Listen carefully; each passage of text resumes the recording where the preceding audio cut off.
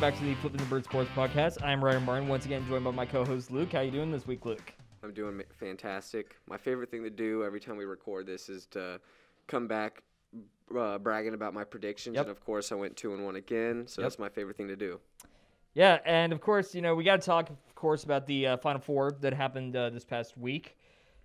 Duke, of course, fell to North Carolina 81-77, and Kansas blew out Villanova. I think it was like 76-50, something like that. Yeah. And then, of course, in the title game on Monday night, Kansas came back from a 16-point deficit midway through the first half to win the national title, 72-69. So, Luke, what do you think about the Final Four this last week? The Final Four was one of the more down Final Fours in the last several years, but as predicted, Kansas killed Villanova. I saw that coming light years away. That was a pretty easy one. Yeah, that was super easy. And though I did predict Duke would win, it was still a close game as predicted. UNC won. And then championship game, obviously, Kansas beat Villanova 72-69. And, man, it was literally a tale of two halves for these teams. I mean, UNC was up as big as 16 and totally looked like they were run away with that game. It was 22-22 midway through the first, and then they went on that 16-0 run, go up 38-22. And you're thinking, man, Hubert Davis is about to get a statue. Yeah. Like on his first year on campus. Yeah, it was great. But then, you turn around and Kansas had a 20-minute half where they were playing the best basketball like all season long, coming down from that hole. Obviously, not only being down at 16 at one point, but to go up 6 points. It was the biggest deficit to climb out of in NCAA history. The only team who did, who was the original leader was your beloved Loyola, who had a 15-point lead in 1963 against Cincinnati. So, 55, 60-plus years of this record that Kansas did on the biggest stage ever in only 20 minutes. It was absolutely unbelievable. Yeah, Kansas has been a second-half team, it feels like, all tournament long. They absolutely blew the doors off Providence in the second half. Miami was killing Kansas. Mm-hmm. And then that second half, Kansas just ran them out of the building. Yeah. Kansas was a second-half team, so I didn't have the feeling like the game was over after the first half, but it definitely felt like, okay, UNC's in control, right? Yeah. And then, just that second half, it just, Kansas came roaring back and then was up. North Carolina fights back. And then the game is close late, and then Baycott gets hurt. And I don't know if you've seen the video out there. It's Baycott. But yes, I saw the video. I don't think the video is that. I don't think that's a tailing at all. He himself said, I found his interview, he said all he did was roll his ankle. So he himself said it wasn't the court or anything. And this court's been played on for over 40 years. They do the same thing every time, and this hasn't been anything to happen. But I want to keep talking about Kansas and how college basketball, unlike college football, is about team culture. College football is obviously culture, but players win these games. You go Georgia, you go Bama, Ohio State, LSU. These are just 5-star guys all over the field. But when you go to college basketball, it's the same 8 or 10 teams or so who's always in the Final Four. You got the blue bloods that you can almost always kind of count on to have the best teams and probably be late in the tournament. But all these teams are veteran teams. Even those blue bloods, they're always 3 to 4-year-old guys who have been in that program, know the system, and they go to the NBA and they don't turn out. So I did research, in the last 10 teams to win it all, you go Kansas, Baylor, Virginia, Villanova, UNC, Villanova, Duke, UConn, Louisville, Kentucky. Cool.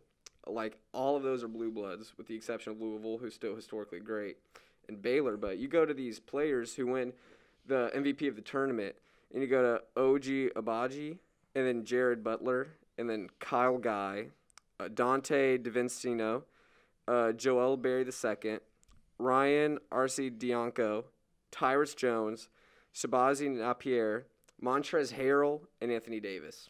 Really, you're looking at Anthony Davis as a surefire NBA superstar. Yeah, Montrezl Harrell, sixth man of the year, but other than that, DiVincenzo's a role player with the Bucks, but you don't have and all NBA guys on those. Every single one of these players, when they were on their teams, with the exception of Anthony Davis on Kentucky, these guys were at their college for at least 3 years. Yeah.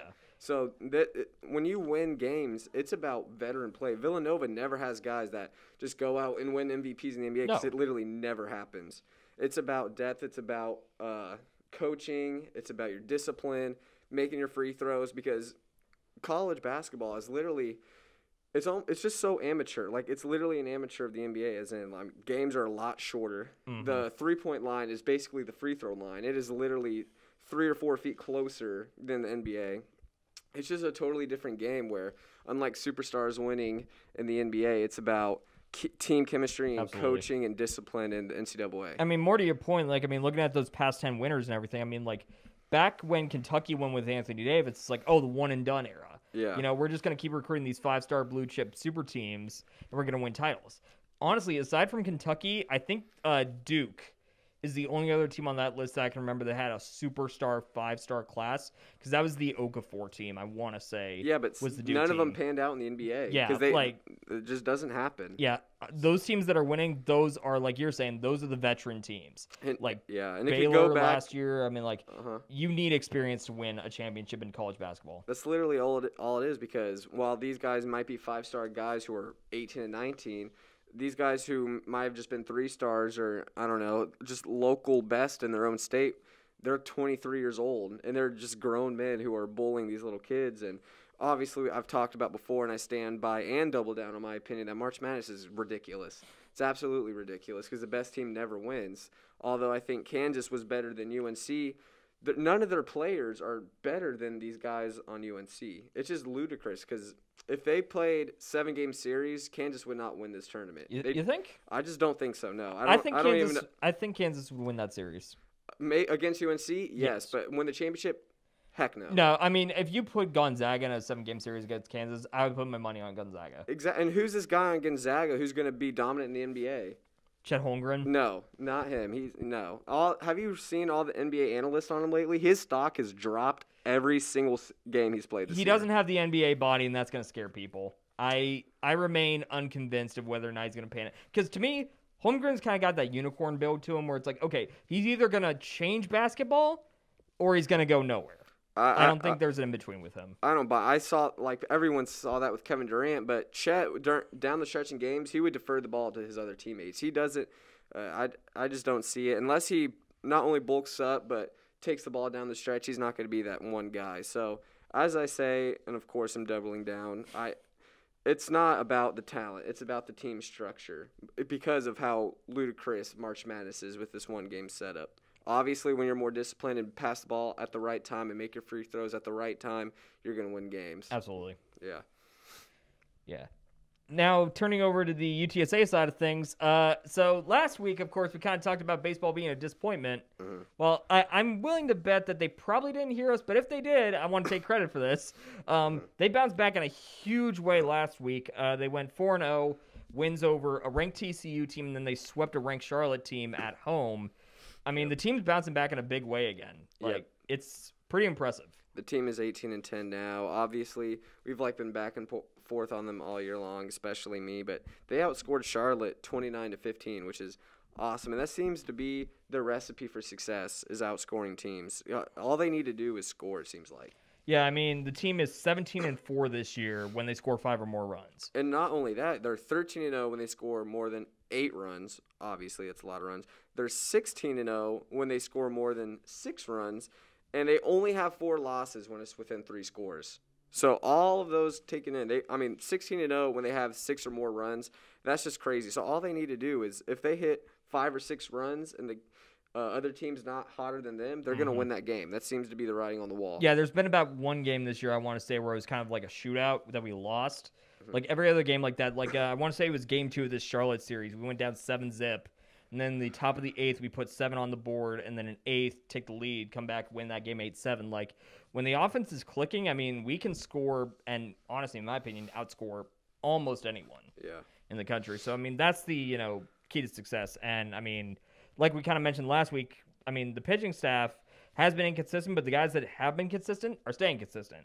Malone turned in another great start. He's up to 4-0, 1.17 ERA. Chomko, who's been awesome out of the bullpen, he's 2-0 with a 1.69 ERA, and I believe it's 6 appearances now. Mm-hmm. And Schaefer, I mean, I don't even have him here on my stat list, but Schaefer had another great week. I mean, just guys out here are producing. It's just the pitching staff needs to be consistent enough, because if they're just good, like we're seeing, undefeated when scoring 8 runs, the pitching staff just has to be good enough to limit it to under 8. Yeah. And if the offense does their job, we're winning baseball games. Not even 8, just 6. 16-0 when they have 6 or more runs is just awesome. So you're definitely right. Offense remains the key. which they have been. I mean, when we came here last week and said, "Oh, they fell off a cliff" or whatever, maybe we weren't that dramatic, but it's because they weren't scoring as many points. No. So their offense and they weren't hitting as many balls. So as Yeah. long as they keep that up, and they're playing Old Dominion right now, who is also ranked. I mean, baseball ranking systems are a little weird. You know, there isn't one unified poll out there that's viewed as like the measure. So like Old Dominion's number 29. Yeah. Now, you know, some polls don't even rank up to that high, but they're ranked in some polls in 29, so that's a ranked opponent, I guess. Yeah, and what matters more than ranked, honestly, is conference opponent. Yeah. They're obviously still over a month away, I believe, for the conference tournament. Right now, they're hot. Just keep this hitting streak up and doing what they do. It's looking great. Yeah, and I want to say I saw an article put out by UTSA, actually. They're up to, like, number 55 in, like, the RPI rankings, and they're receiving votes in some polls. So, I mean, like, you could see a ranked UTSA baseball team if we go through and sweep Old Dominion. I think that'd be a legitimate possibility because, especially in baseball, you don't necessarily see, like, the gatekeeping of lower conferences. You might, like, to a point. Obviously, you know, you can go down into lower, you know, conferences that are still D1 and they're not going to get the respect. Yeah. But you could still be in Conference USA and get some respect in the polls in baseball. Not so much in some other sports, but I think baseball is one of those sports that will give you props, especially if you're winning. So I could see a ranked UTSA team. Yeah, so soon. Shout out to UTSA for proving us wrong, and especially me, just bounce back. Hopefully they stay up. Yeah, and moving on to the golf side of things, both teams were in action this past week. Men's team is kind of continuing their basic kind of like middle-of-the-road form. They were competing at tournament this week, and they finished 8th. They actually had a huge last round, though. They were in 17th heading into the final day, and then thanks to Christian Fanfell, actually, he shot a 65, tied for the lowest score in UTSA history. Yeah. They rose all the way to 8th on the leaderboard. So, I mean, like, the men's team, I feel like we kind of have a good idea of where they are, at least at the tournaments they're going to, because they do play good opposition there. But they're kind of like that middle of the pack, like, will usually be right in the middle there, it feels like. And sometimes I feel like it's because they're a little inconsistent. Still, like, you know, Fanfell had a great round this time around. And there have been other times where he's kind of like struggled at points, and then you'll have guys like Michael Rome or Hunter Bott that get really hot for a tournament, and the next tournament they kind of disappear again. So I feel like the men's team is just battling a bit of inconsistency because I feel like if all those guys had like a really good day all at once, you could see us competing for a win. We just haven't managed to do that so far. Yeah, what you said about us being like an average team is kind of correct. I mean, all of our tournaments, we've been middle of the pack. This past one at the Wyoming Cowboy Classic, we were 8th of 25 teams. Obviously, it's in the top 1/3, but, I mean, it's nothing crazy. It's nothing amazing, but you're right. Michael, what is his last name? Rome.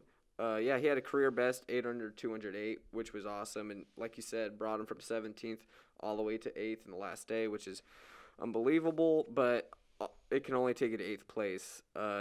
He was 11th place overall, though, in the 128-man field, which is pretty impressive. I mean, 128 people, and 11th place overall, that's awesome. So, yeah, the men's team just mediocre right now, and obviously on the other side, the women are doing awesome. Women are killing it right now. Of course, we had our home tournament this past week, and we took second. We finished 11 strokes off of first place Sam Houston State, but another really good performance out of the women again this week. Yeah. Anna Gonzalez, another top 10 finish. Hannah Holzman had a good tournament. Hunter Nugent was actually 4th, but was competing as an individual and not contributing to the team competition. Yeah, they were she had a really great tournament. I mean, like, the women's team is just unbelievably hot heading into the conference tournament in 2 weeks now. Yeah, 2nd of the 9-team field, which was awesome for it to be our home tournament that we were hosting. There was a second straight runner-up finish, which was awesome. Anna Gonzalez, yeah, she tied for 6th, I believe. It's her 14th top 10 finish of her career, so that's awesome for the senior. And they're riding hot. I think next week they play in A&M, or they're in Bryan, but it's the College Station Invitational. I believe so. And then is it late April or early May for the conference tournament? It's kind of, I want to say it's like it's like early late April. I want to say it's like the 20th. Okay. I want to say is when the conference tournament starts, and then it's like a 4-day event. So we're about 2 weeks away, and right now, I mean, the women seem to be just fine. They're playing in this last regular season tournament, and hopefully the men can try to find some heat. But, yeah, shout out Anna Gonzalez and the rest of the women's team, and hopefully they do good later on this week. The women's team is peaking at the right time right now. They're stringing together great performances. Every single golfer is playing amazing golf. Like, they are right there right now. Like, I could see some really big like results coming for the Conference USA tournament right now. Yeah, great for our UTSA program. We have some light to talk about. It was football in the fall, and now we have golf in the spring. Who would have thought? But, I mean, got to give us something. Absolutely. Yeah. And speaking of UTSA football, we had some news actually out of spring practice. First reported by, I believe it was JJ, an Inside Runner Sports. Kadrick Cobbs, one of our running backs, towards ACL. Yep. Again, he previously did it back in the First Responders Bowl in 2020, missed all of last year, finally working back, and he tore it again. I don't know for sure if it's the same leg or not, but obviously a big loss, of course, with Sincere graduating, well, not graduating, but leaving for the NFL and everything. And now, we lose Cobbs, who was probably viewed as one of the likely guys to really take over that spot, given that also Brendan Brady, and the backup, and BJ Daniels, the backup, also graduated out. Everything. So, I mean, the running back room was wide open. Now we lost Cobbs. So, Luke, how concerned are you right now for UTSA's running back depth? Well, first, I want to say shout out to Cobbs. He's an FCA with me, and great guy. Just pray for a speedy recovery. So, shout out to him. But I'm very concerned. Because these running backs, like, we don't have any experience whatsoever. And with this tougher schedule, that was a key for us all last year was our running game. McCormick was awesome. I said last week he was 7th in the nation in rushing yards, which was unbelievable. And of all the games we played, we had a good 11-2 season. 12-2. 12-2 season. You're right. Conference USA champions. We had 6 games that were one possession though. 6 one-possession games, and in those games, McCormick had 117 yards, 184, 89, 120, 65, and 204. That's an average of 130 yards per game, well, 129.83. That's 30 yards more than his average. So when we're in these one-possession games, he has to go. In those 2 games that he had 89 and 65, Frank Harris threw a average of 336 yards, which was over 50 yards more than his average. So unless Frank Harris is going to light it up every game, we need to see some light in these young running backs. Yeah, I mean, I think you look at a couple, different guys that could be able to, step up and take it. I mean, I look at Ty Edwards, the transfer, as somebody that we were really excited to get in the room and everything. So, I mean, I look at him coming from JUCO as probably a likely, now that kind of Cobbs went down, because I really did think that Cobbs was probably going to be the guy just based off of experience and how he looked in the limited game action. Because even when we were first, starting out in 2020, he was getting action late in games. Like, the coaching staff obviously saw him as somebody they could use and get worked in.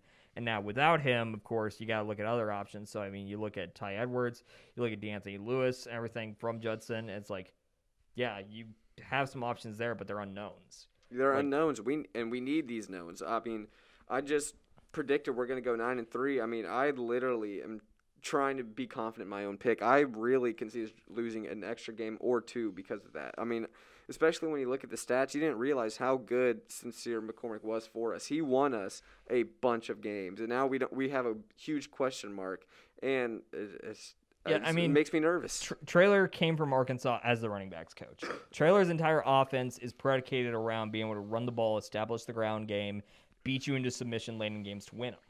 Like, if we don't have a solid run game, that starts to break down, and all of a sudden Frank's getting asked to do more and more, which I'm not entirely convinced he couldn't shoulder. Like, the games that we absolutely need Frank to ball out and, throw for, 300, 400 yards, he did it for the most part, like, especially the 2 Western Kentucky games. But it's not something that you want to do when your preferred offensive philosophy is taken away from you just because you don't have anybody that can do it. Yeah, and I feel like that's the issue we might run into here with these unprovens. Is like, if for whatever reason the running back room doesn't shake out, which I'm not entirely convinced they will or won't, it's too early, we just don't know, it would be a major disruption to the team to have to just kind of completely retool your offense from your preferred style of play that has led you to a lot of success through 2 years. Yeah, we'll definitely have more insight next week when we watch the spring game, see what they plan to do. And you're right. I mean, Jeff Traylor, this is his forte, so hopefully he can come up with something. But, I mean, bringing up the Western Kentucky's game, those DBs were weak. They were one of the worst in the entire country. So I want to put an asterisk on both those games. And they were shootouts, so both teams, their DBs were exposed, whatever. But, yeah, I mean, this is very concerning. And hopefully 9-3 is we can manage, but I don't know. It's making me very nervous. I just hope Kadrick Cobbs has a speedy recovery. Absolutely. And, definitely, thoughts out to him. Yes. So we'll see what happens. Hopefully we have something that comes up in practice. Somebody makes some noise. Yeah, somebody breaks out and it's like, yep, that's the eye. Yep. And so that's all you can really hope for at this point in the spring when you have an unknown like that, is just somebody separates themselves. yeah, exactly. Now we got to turn to what I was really looking forward to talking about today is the NBA. I want to say it was our first podcast episode or maybe our second. We had a segment on if the Nets and Lakers, are you concerned about them missing the playoffs? We weren't at the time. We were like, nah, they'll be fine. They'll figure it out.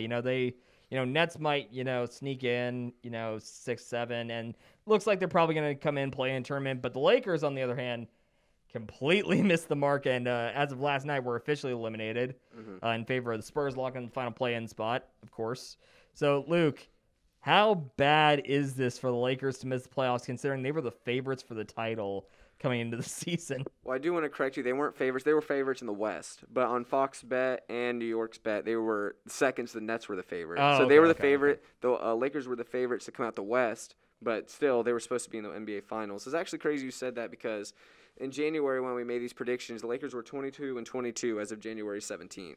Since then, they are 9-26. So nobody saw that coming, especially because LeBron seemed to be mailing it in, especially after mid-March. He just tended to mail it in. When they were a 500 basketball team, 22-22, you thought maybe they could lift off. They were the 6th seed.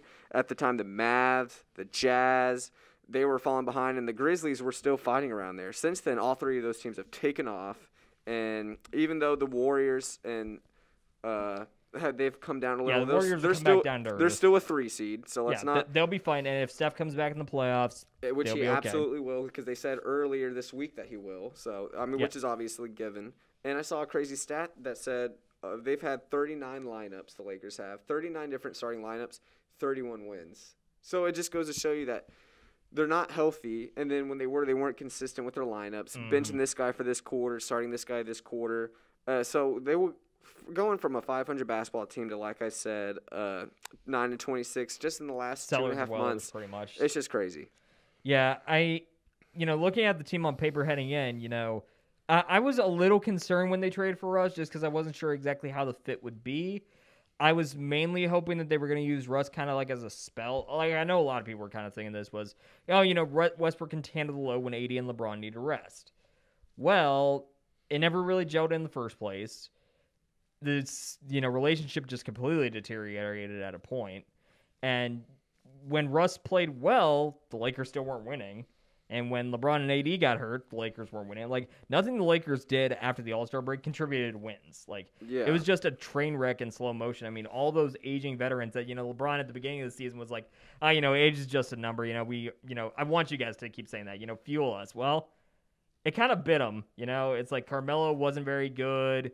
Andre Drummond didn't work out for him, etc. Like, the team just fell apart, in all honesty. Like, it was... Yeah, I mean, Andre Drummond played with them last season because now he's obviously with the Nets and everything. But this team was old. They were a top 5 oldest team of all time, average age of 36, I want to say, or 34, one of the two. Yeah, just old. So they were just old, and like I said, just so inconsistent. You could just see that stat they had 39 different starting lineups, which is just unheard of. I mean, if you would have told anybody when they missed the entire play-in, nobody would believe that. No, I mean, 10 teams make the playoffs. You think a LeBron James team is going to miss, like a LeBron James, Anthony Davis team is going to miss the play-in? Well, this is probably not LeBron's worst team, but it's probably around 5th worst roster ever. Not if you take away the talent, if you just look at everyone right now, as in 2022, it's about a 5th, 4th worst roster ever. It's not great. It's still the first time he's ever missed the playoffs. So well, second time because he missed it the first year he got to the Lakers. That doesn't qualify. He didn't play enough games for that to qualify. Really? Really, yeah. He didn't play enough games for that year to qualify back in 2019, I believe. So this is his first time with where qualifying. It feels like okay. Because he played over 50 games. So yeah, it's just crazy, and maybe it shows his age a little because though he can't stay healthy as long, he used to take worse rosters to the finals. I mean, freaking 07 with the Cavs. I mean, it was LeBron, and then like Delonte West. Yeah, and like exactly. Zilgauskas. Even if you want to say the argument the East was weak, which it of course was. Oh, yeah. I mean, he still was a 1 seed, and he won 66 games, I believe. So yeah, it's just one of the biggest disappointments in all of sports ever. Yeah, I I mean, Vogel's, there were reports that Vogel's going to get fired. Vogel's going to get fired. Of course he is, because sadly people, the first thing they do is fire the coach, Yep. right or wrong. I mean, he is the head guy who oversees all these personalities. So even though he could be a great coach and he'll probably immediately get hired by some other team, he'll definitely be the first to go, probably within the next 10 days. Yeah, and I'm not going to completely absolve Vogel because, like you're saying, I mean, they used 39 different starting lineups even when they were healthy. They were changing stuff around. There was just no consistency on that team all season long. And there were some questionable lineup decisions. Like, I know that, especially this last week, people were like, man, season's on the line. LeBron and AD have been, hurt, banged up. Where's Austin Reeves? Yeah. Reeves was completely out of the lineup at that point after, saving their butts in a few games midseason. Like, there were just some really, questionable, head-scratching decisions. So, Vogel obviously can't get, none of the blame. He deserves some. But at the same time, it's not his fault entirely. The roster was never set up for success. I mean, whoever you want to, blame for that, Plinka, I give a lot of the credit to James in construction of the roster because he pushed for Russ. I mean, I know that there were a lot of reports out there of, they could have had DeRozan and Hield and stuff like that. Now, do I think that those two guys make a ton of difference in how the season goes? Probably not. I mean, DeRozan's had a major career renaissance with Chicago and everything, but still, I mean, it's I don't know. I think that the roster construction just never set them up for success, and the Russell Westbrook deal was ill-advised, ill-executed. I mean, I think they do make a world of difference, actually, because DeRozan and Hield provide both youth, and they're having career years, while Russ Westbrook had his career worst year ever. And even though I'm the biggest Russ fan on the planet, he's had a terrible year. He's aging poorly, which is hard to watch. And Melo, though he was hot early in the year since the All-Star break, he hasn't been nearly as hot. Malik Monk, where's he been? It's just been bad. Kendrick Nunn never even played for him. Yeah, so even though he's picking up his player option, so he's getting paid next year. I think if they had Buddy Hield, DeRozan, they'd at least be an 8th seed. They'd make the playoffs. If AD just missed a third of the less games, they would definitely be a top 5 seed. But yeah, it's just been an unfortunate year, and they're about to blow it all up. Yep, and it's going to be very interesting to see what they do. Because, I mean, I think the major issue here is, how do you retool the roster at that point? I mean, you got a bunch of Asian guys that, you don't re-sign. Okay, you start to retool it. But it's who are you going to get that's going to want to play for an Asian Lakers squad that just kind of demonstrated, they don't really know what they're doing right now? Yep. It's going to be interesting to see how they retool. Yeah, exactly. So, of course, though, with the Lakers missing the playoffs, it's almost playoff time then. So, Luke, who are you feeling in the NBA Finals at this moment here where we're less than a week out of the regular season being over? I don't really think this is difficult at all whatsoever, especially in the East. I think it's Bucks all the way. I don't think there's a team that's going to push them to 7 games. I don't even know if there's going to be a team that pushes them to 6. I mean, they're just killing everybody they're playing. Which brings me to my West pick, because the only team that could beat them was the Mavericks. And the Mavericks are really hot right now. Yeah, they were at the bottom, and Luka came into the season very out of shape. But since February, they're 20-11, and since March, they're winning at least 80% of their games. Luka is leading their team in points, rebounds, assists, blocks, and steals. He's absolutely carrying that team now that he's in shape. I'm not as confident as the Mavericks in the West, because it's between them. For me, it's between the Mavericks or it's between the Warriors, because I think when they're hot, they're hot. I don't think the Suns are going to do it. I don't have even though I've been throwing stats out all night, I don't have a reason for the Suns not to.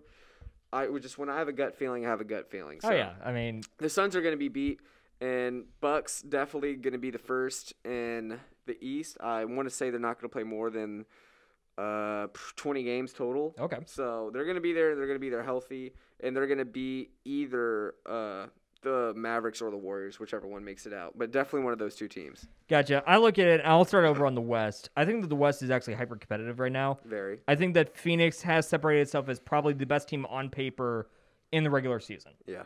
Clearly, they've been the most dominant. They've been the most consistent. With Chris Paul coming back, he's looked good. It doesn't look like the thumb injury bothers him at all anymore, which is, always a question with some of those, finger injuries of, how are they going to look coming back? Did they come back too early? CP3 looks fine. I look at the West, and I agree with you. I think it is a 3-horse race. Mm-hmm. I think you're looking at Phoenix. I think you're looking at Dallas. I think you're looking at Golden State. Okay. I think Memphis is a year early. Yeah, I was going to say, I like how we're saying these other teams, even though Memphis has at times been one of the hottest Memphis teams. has been unbelievably hot at times. But They just seem too young. It just feels to me like that Warriors team before they started 2014 when they lost to the Clippers in 5 games. Yes. Yeah. No, it was 6 games. But yeah, 2014 they're just they a lost to them. year early. Yeah. Next year, I think Memphis could win a title. Yeah, I mean, I wouldn't be shocked this year because I've seen the Thunder do it. They went to the Western Conference Finals 2011, obviously went to the Finals 2012. Even though they lost, they were still a young team, and their team average was 24 years old. So this team is even a little older than that, about 24 and a half, 25 years old, team average. So, I mean, they could, but we just both think it's just too early. You're early. I'll start with Denver because I think they're actually the third most likely. Denver? Sorry, not Denver. Dallas. Okay. Dallas. Yeah, I look at Dallas as the third most likely to make it to the finals. It's Luka's team, like you're saying. I mean, he leads them in every statistical category. It seems like it's Luka or bust. Yeah, he has been he's been on an absolute tear. I think the trade, getting Porzingis out of there has helped that team immeasurably. I think they did Windy off the bench in support of Luka has been good for that second unit. I just think that it's not going to be enough for just Luka. And that's why I think Dallas is not as likely, even though they've been so hot. Yeah. I look at Golden State and I look at Phoenix, and I honestly have it as a coin toss. If Steph comes back completely healthy, which I think he will be, if they're going to bring him back, he's going to be 100%. A completely healthy Steph Curry with a Klay Thompson that is now fully up to speed. Yeah, and plays his role like usual again with making his shots. Yeah, that's what I'm saying. I think the big X factor is Draymond, because Draymond's been banged up and down all season. If Draymond is healthy and stays healthy throughout the playoffs, I think the Warriors make the NBA Finals. Yeah. If Draymond gets banged up at any point, I think that Phoenix makes the NBA Finals, because I think that Phoenix has been the most consistent, and that will see them through. And they've been to the finals once already. They got over the Western Conference Finals hump. They know how to win games. Booker and Paul have been excellent this season. I think that Phoenix gets back if Draymond isn't healthy. Yeah, those are good points. And I love with the Warriors how, Jordan Poole's kind of playing that Sean Livingston role, which is great for them. I just still have that fear from the Warriors that everyone did in 2015 to 19. I mean, they were inevitable. I still have that fear buried in my heart. So I just feel like it'll be between them and the Mavs. For some reason, I just can't explain it. Like I said, if you've got a gut feeling, you trust the gut feeling. It's the gut feeling, because you could say numbers and you can show me clips and you can everything just yells Suns in the finals, a repeat of last year's Suns Bucks. But I just can't agree with the Suns pick. I don't know why, but who do you have in the East? Okay, so I mean, there's gonna be a bit of a boring pick. I do have the Bucks in the East. Yeah, I agree with you. I think because Miami's the 1 seed, but do they really feel like a legitimate threat? Really? No. I mean, sure, Lowry's I think made a big difference on that team. I think that Butler's kind of getting back to playing to his level, because after that down year after the bubble, everything. Harrow's been great, but they just don't feel like an NBA Finals team. They just don't. And Milwaukee feels like an NBA Finals team right now. They were hurt, they were banged up early midseason, inconsistent, and now they're peaking. Like you're saying, they're blowing everybody out, with the exception of Dallas. Yeah, and even when they were down, because nobody was talking about the Bucks, they were still a top 3 seed all year long. They've been hanging around all year long. So I think that Milwaukee is peaking at the right time, and they will get there. I think they're going to have to go through the Celtics, though, because I think to your point with Dallas being hot, Boston's been as hot, if not hotter. I don't think, Boston might be the hottest team right now. Boston is playing amazing defense. Jason Tatum is an absolute superstar at this point. I don't think you can deny that. The entire unit as a whole, aside from the Robert Williams injury, that hurt them. Yeah. But I think that Boston does get to the Eastern Conference Finals, and I actually disagree with you. I think Milwaukee gets pushed to 7. Think so? In that series. I do. But I think that Milwaukee gets there, and then in the finals, I'm going Bucks repeat. Bucks repeat.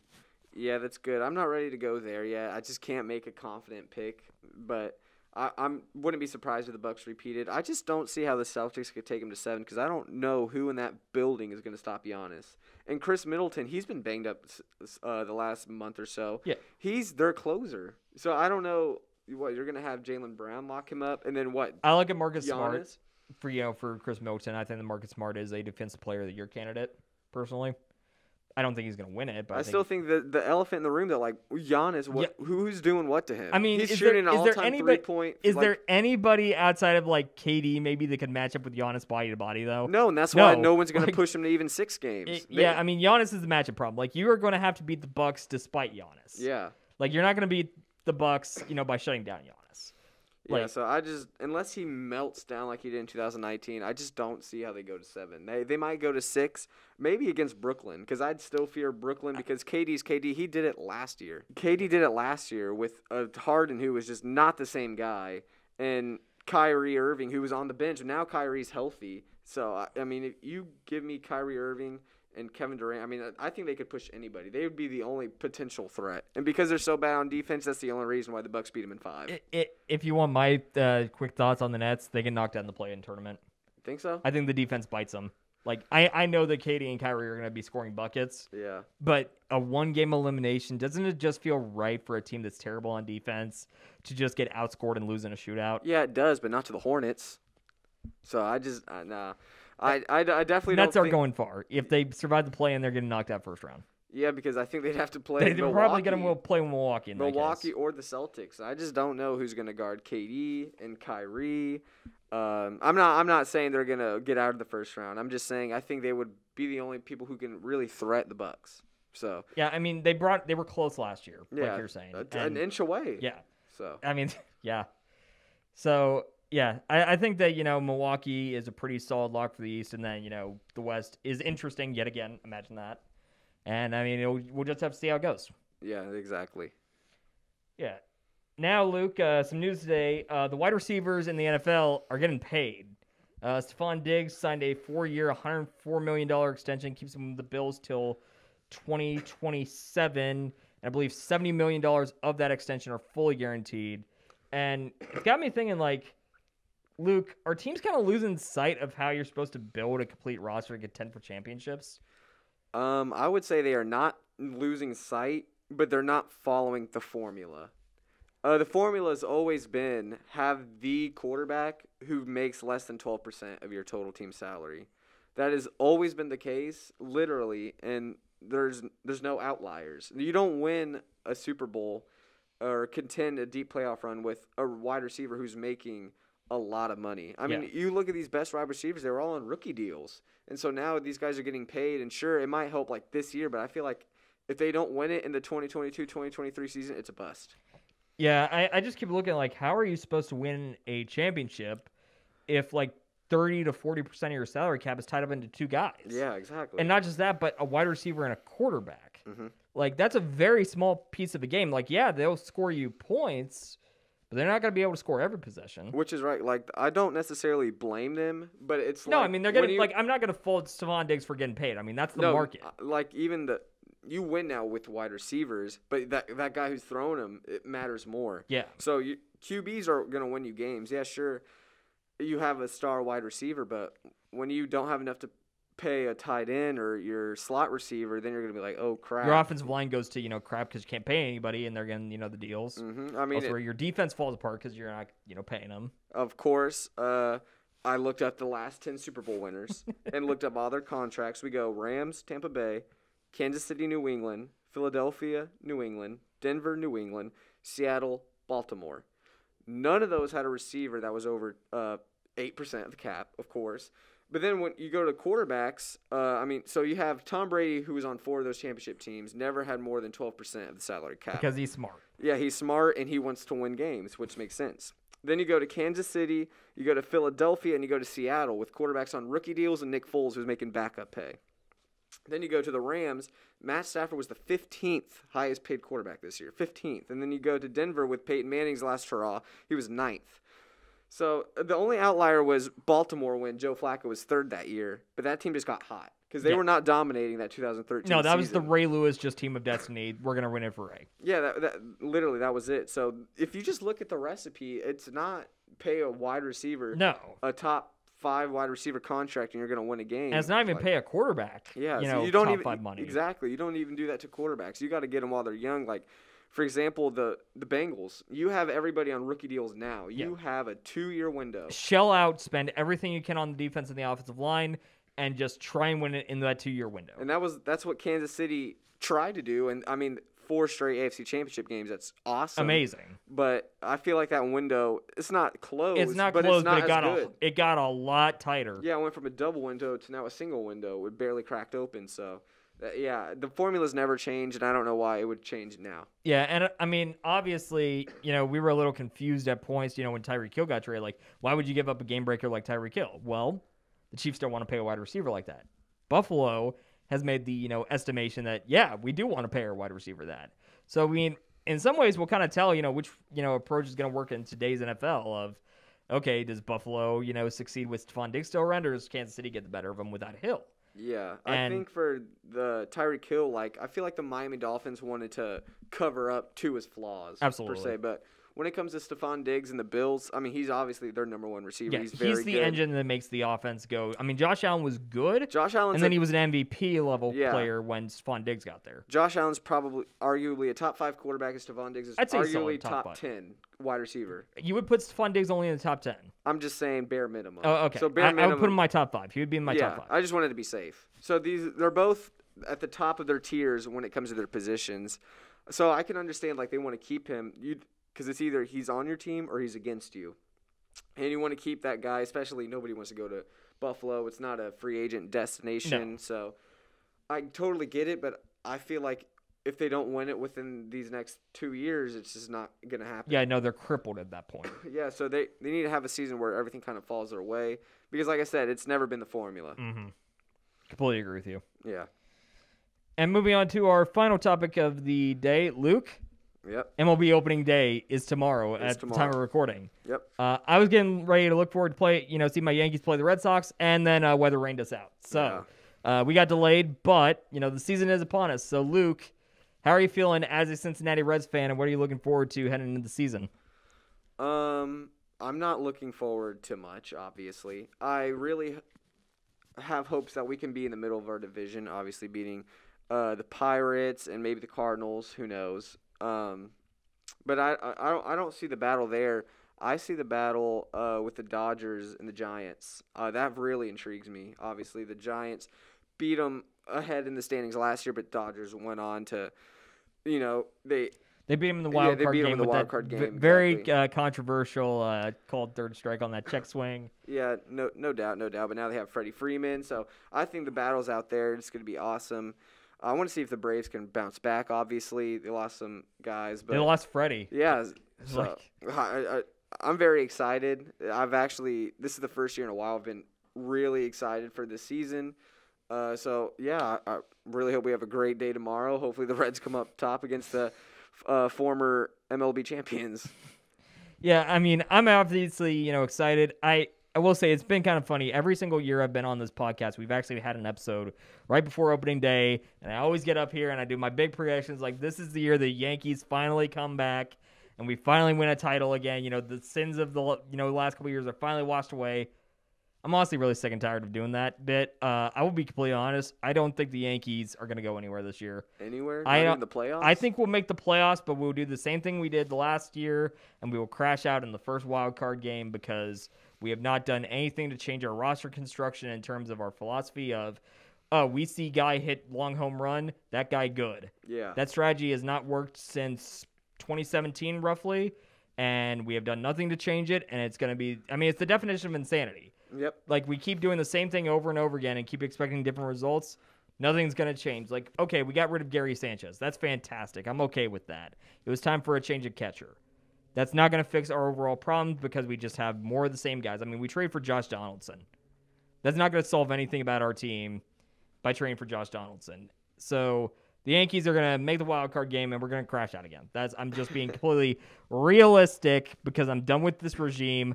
I almost wish Hal would sell the team, in all honesty, to somebody that actually cared about winning.